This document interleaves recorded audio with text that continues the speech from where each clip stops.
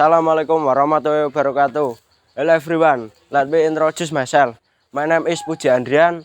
I'm from 10 Automotive Engineering to SMKN 1 Karangdadap. In this video, I will explain about multitester.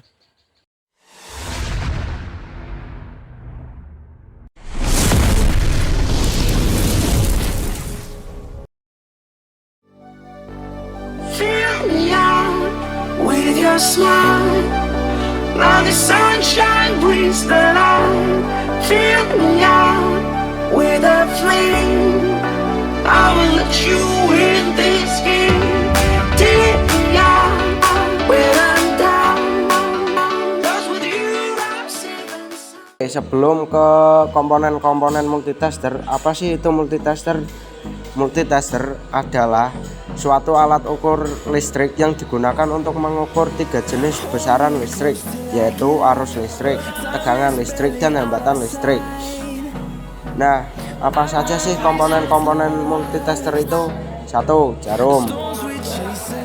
Jarum penunjuk berfungsi untuk penunjuk besaran yang diukur. Jarum ini akan bergerak sesuai dengan besaran yang sedang diukur seperti tegangan, arus, dan resistansi. 2.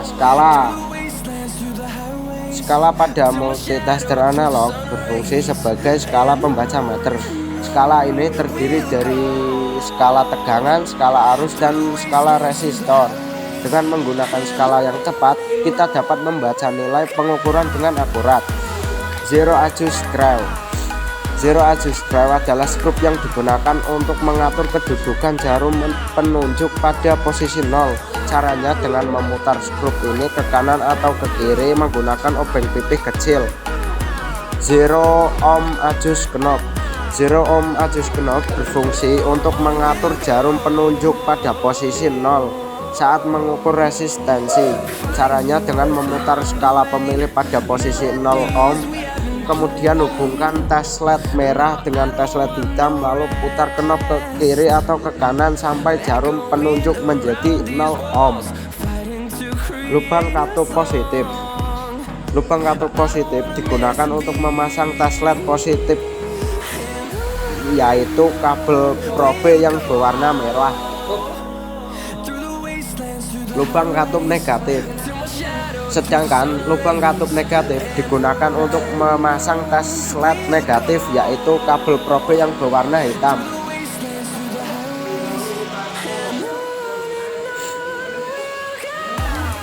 Positif terminal 20A DC only.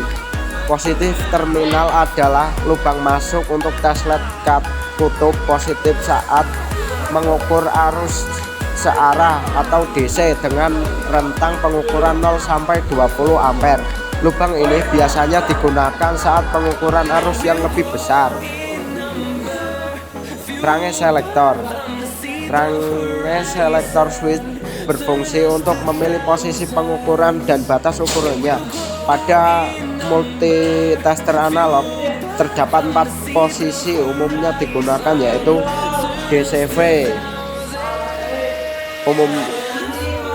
DCV tegangan searah, DCMA arus searah dalam miliampere, ACV tegangan bolak-balik, dan ohm resistansi. Gimana sih cara mengkalibrasi multitester? Oke, sebelum kita mengukur tegangan pada baterai aki dan hambatan busi dan hambatan coil primary dan coil secondary, kita harus mengkalibrasikan terlebih dahulu alat ukur multitester. Nah, bagaimana cara mengkalibrasinya? Di sini saya akan menunjukkan cara mengkalibrasi alat ukur multitester. Kita pasang kabel merah dan kabel hitam terlebih dahulu.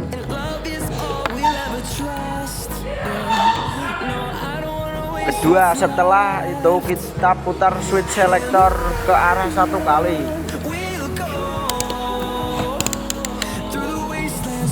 Jika sudah, lalu kita tempelkan kedua kabel ini. Jarum tidak menunjukkan angka 0. Kita putar 0 adjust knob ke kanan hingga jarum penunjuk ke angka 0.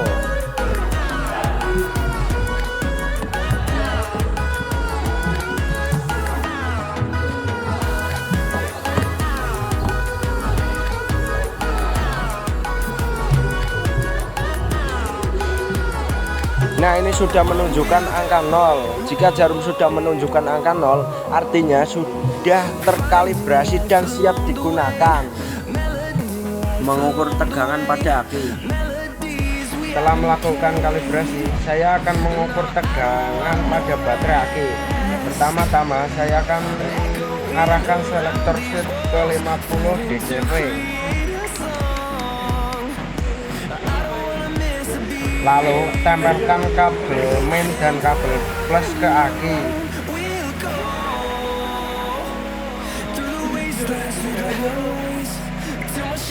Hasilnya adalah 12 volt.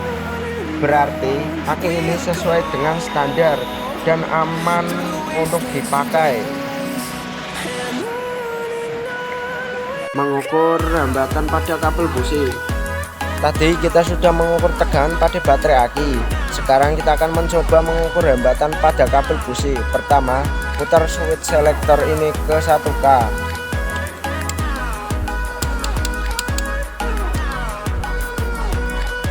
Lalu kita tempelkan kedua kabel tes led ini ke dua lubang pada kabel busi.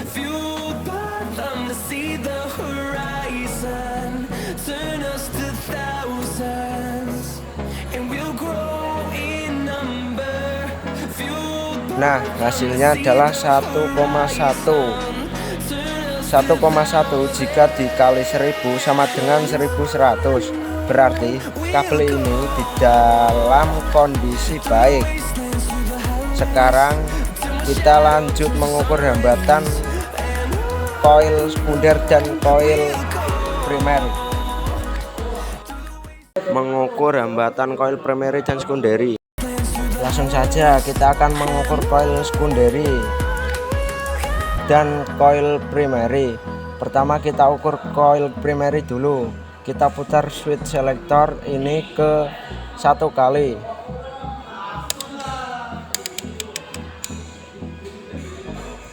Lalu kita tempelkan kedua kabel tes led ini ke kutub positif dan kutub negatif.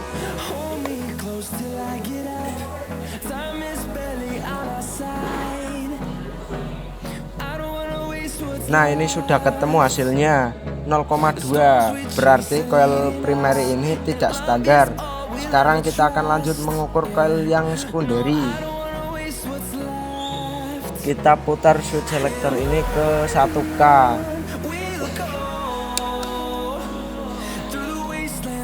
Lalu kita tempelkan kabel merah ke kutub positif dan kabel hitam ke lubang koil.